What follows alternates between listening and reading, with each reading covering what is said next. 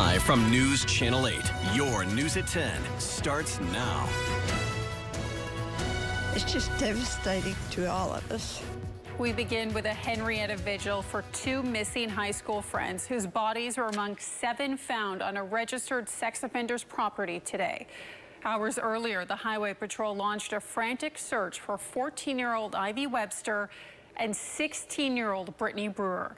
The school district has postponed graduation indefinitely, but it will hold classes tomorrow.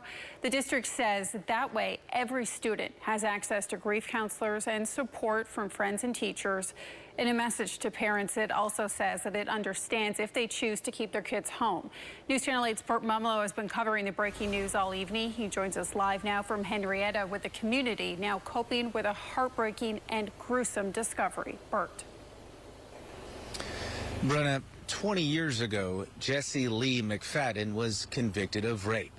Today, he was due back in court, this time on charges related to child pornography. Instead, he was found dead, along with 6 other people. Aside from the number of victims discovered, there were 7 bodies found this afternoon. Authorities kept a tight lid on information surrounding the homicides. We're not going to discuss any of the facts of the case or anything like that, but we are no longer looking. We believe to have found everything that we were seeking this morning. But down at the high school this evening, I was at work and I heard that they'd been found. The lack of details took a back seat to the sheer horror of the massive loss of life. It's a big loss for our community. It's just sadness. I don't know how any other way to describe it, just a loss for words. In a town the size of Henrietta, connection to the victims wasn't hard to come by. She was in my youth group. My kids were friends with the kids that got killed. And in a town the size of Henrietta, trust is something you'd like to think you can have in a neighbor. But after what happened today, there's not really anyone you can trust anymore. Shock, grief, and dismay.